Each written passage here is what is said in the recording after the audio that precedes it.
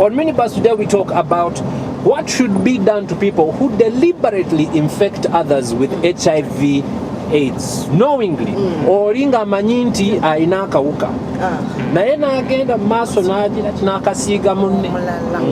Waliwo story eyafulumye mu mpapula, waliwo omukyala agambye nti yakeggata n'abasajja nga 8. Imagine 80 people. Wegatta n'abantu 80 people and you actually know your HIV status. Okuva lwekizuula nti alina akawuka.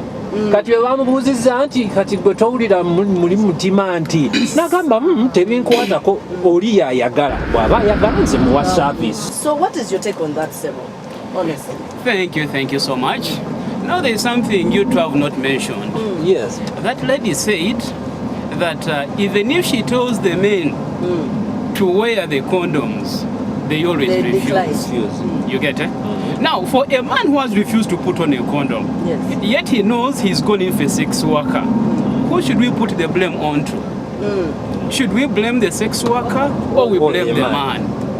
That is my first opinion. So apart from this woman, have you heard of any other people who intentionally spread HIV/AIDS? Yes, those are very many, by the way. There are many. There are many. Have you? I'd like that madam behind there. Have you? Yes. Suko tubule kyali kitya. Nedda kimu aba afa kimu ssente olw'okuba yaba agenda kufa ssaawa yonna ate naye alowooza nti tayakajja mu nsiko era muntu yakola ki yakamusiiga ate n'abalala nti waliwo ate omulala gwe nawulira nti ate senga we yamusetingira omusajja ate omusajja n'akamusiiga ate n'ayagala naye nti akasiige senga we naye ng'ayita mu bba wa senga kitegeera bangi bakasiiga bannaabwe lwakwagala kuba nti kwesasuza. Kati nnyabo wali ofunyeko experience bwekyo oba omanyiko story?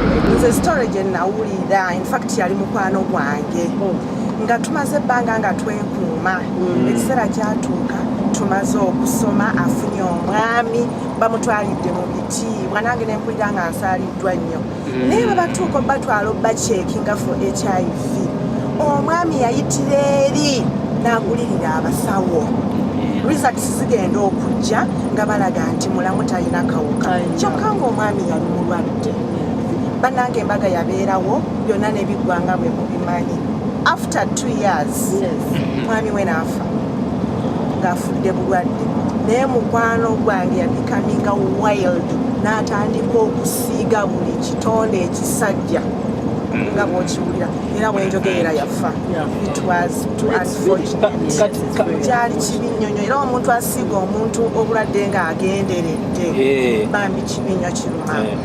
Waliwo omwami Entebbe yagenda n'asiiga omuwala yali wa muwala we 10 muwala wa myaka 10. His own daughter. Biological child. Yes, yagenda ne yegatta naye n'amusiiga akawuka.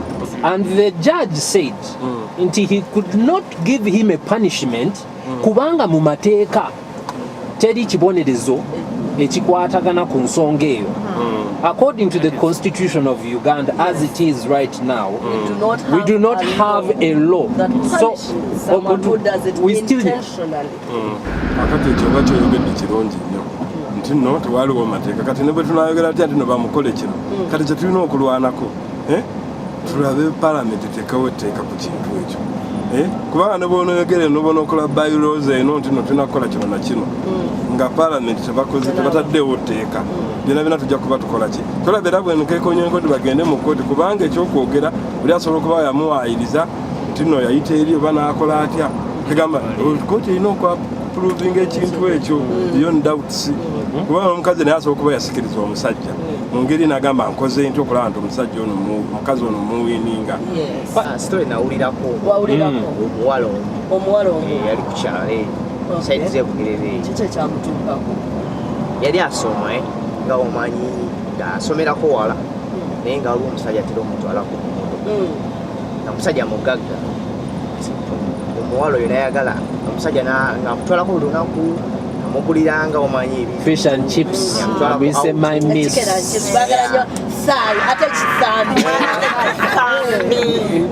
omwana nasikirizibwa nebeyagala natandika nga omanyi omuwala n'alaba nga emmotoka bamwana avugamu n'akola atya gimme an example.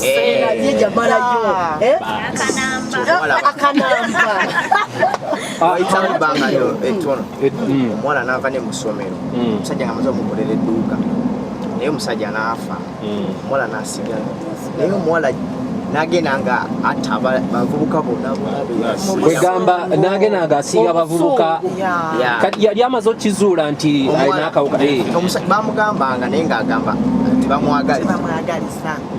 What kind of punishment would the government put to deter others from doing that?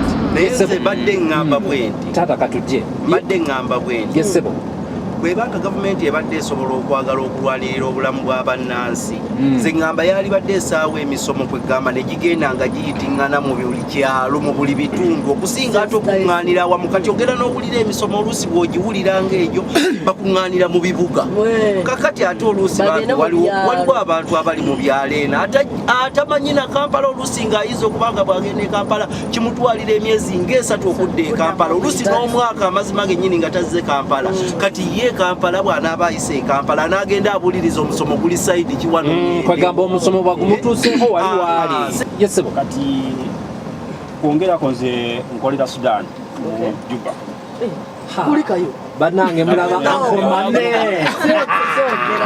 kyoba batatudenga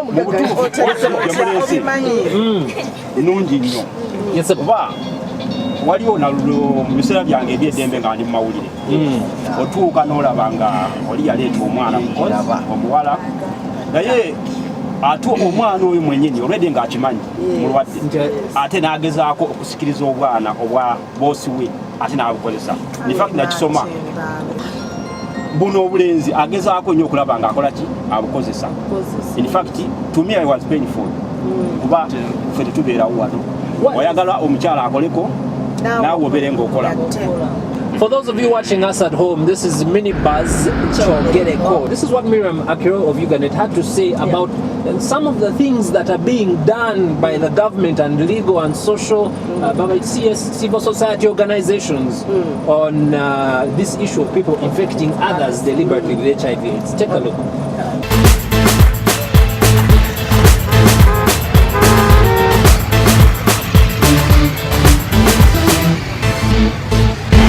We have had scenarios where people have reported intentional transmission of HIV/AIDS. For example, we have had cases where parents living with HIV/AIDS out of frustration have decided to inject themselves and inject the children. We have heard of housemates who have intentionally transmitted the children they take care of. And then there was this latest incident at Nsambia Police Barracks, where one young girl was murdered by a policeman because he had accused her of intentionally transmitting HIV/AIDS to him. What should be done to people who deliberately transmit HIV/AIDS, especially those that know that they are HIV positive and they are living positively and they are on treatment, should be to apply the penal code, which is section 177.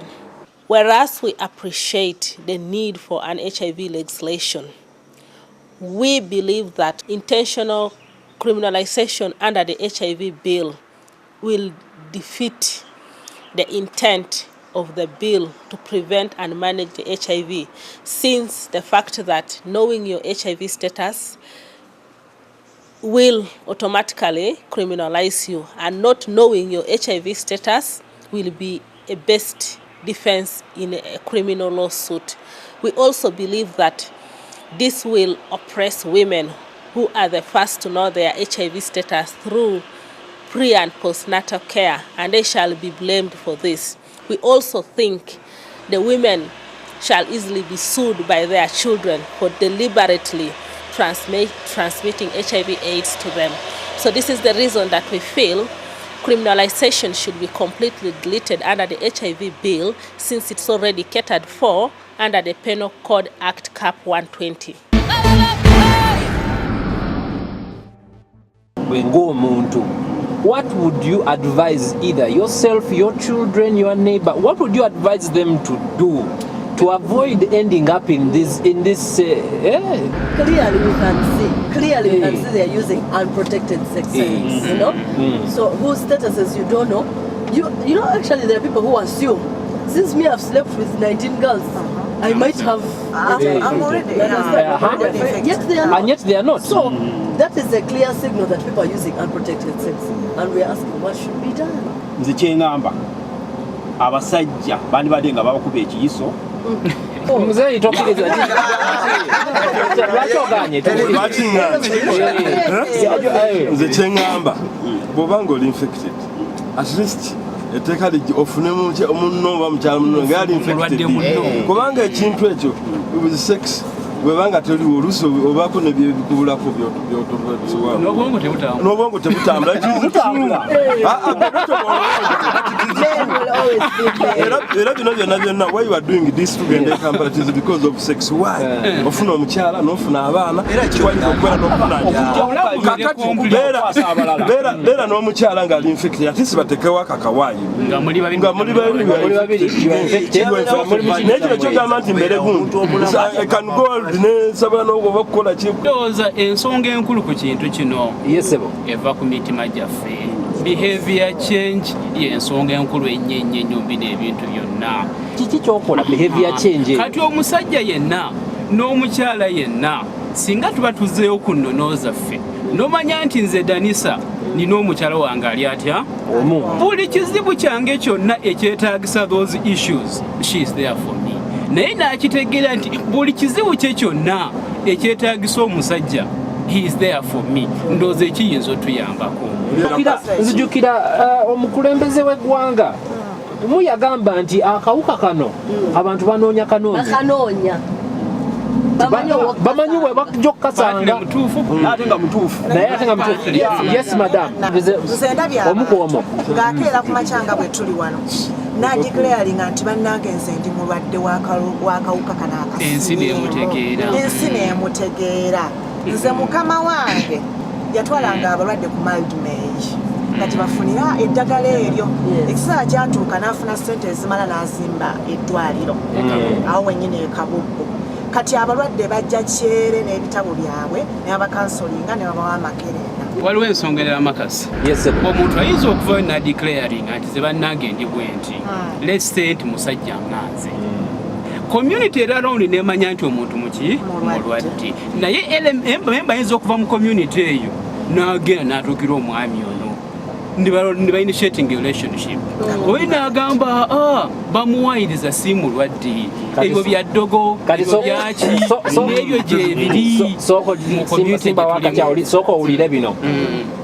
Currently there is a heated debate on HIV and AIDS going on in Parliament. There is a controlled bill being discussed in Parliament. Okay?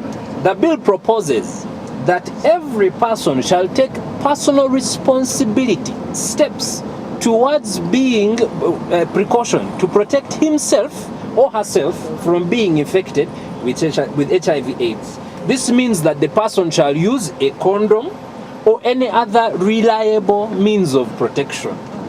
It also urges this bill that those who are aware that he or she is HIV positive shall declare that they are positive and inform their sexual partner. Why good? So if you know your status and you know your HIV, so this you should tell your partner in advance. Meanwhile, before the action is on. This by the way, thank you. Or declaring akumacha egundi. Now this bill proposes that a person who fails to refuse to take responsible actions, you refuse, or precaution to protect themselves and herself from the transmission of HIV, commits an offense. Oba mukiraba kati nti gwe naawe aganya okwambala akapiira obozza musango katulira abe mabega kibaga mama gwe ensonga eyo ogyogerako ki? Kituufu njogerako nti kuba musango naye obuzibu ekibeera bw'ababiri ate wabeerawo n'okuswala naye oli okuvaayo mu bantu omusajja yaganye okwambala kondomu naye ate kakati gye mubadde yakuwadde mmeka jukira abakyala sometimes yadde baba bakulu bwe bagenda kuba kwetuuta gwekikugyewaaba ate ogende atali balo oba obala ssente. Maama gw'okiraba otya? Ekintu ekyo nkiraba bwenti to be honest nandibadde empayo point naye abantu abamu ogenda okutunulira nti agenda okukola ekintu ng'ayina ensonga lwaki akikoze. Tujja kitunulira kangeze nti omwana oyo bagamba nti yeebaka n'abantu biki tujja kutunulira nnyo ki kye yayogera naye tetutunulidde background ye eseetya esanga oba oluusi omwana oyo yalina street kid talina waasula anoonya mmere ya leero enkola ti bagamba wenna agenda ano zijja kunyamwira Maasawo yaziweereza dda taata kano kabwerere bannange weebale efutta lyabwere yanziza nnyo webale teesa ejja leero gikunyumire ogaggawale ompite tujje tuzirye. Kakati mami tuwa ebirowoozo byo tulabe ekigenda mu maaso. Mu butuufu ku bakyala abatannaba kufumbirwa nze mbadde nsaba oba kondomu otambule nayo mu kasawo ko nga bwe mutuukira eyo omwami n'agamba mbu nze sijja kukola bwenti ng'omugamba neeyanziza nnyo okumpisuza ebiseera naye katukome wano naye ne ku bafumbo bw'obanga wasalawo mwami akujje wammwe akuleese mutandise okuzaala n'abaana kuma ekitiibwa ky'oba okyanoonya ki abaami bonna be bamu bw'abanga omwami alinamu obuzibuzi mutuule mukkaanye bw'oba onoonya ssente kwetunda muzipakase ssente bakola nkole okiwulidde.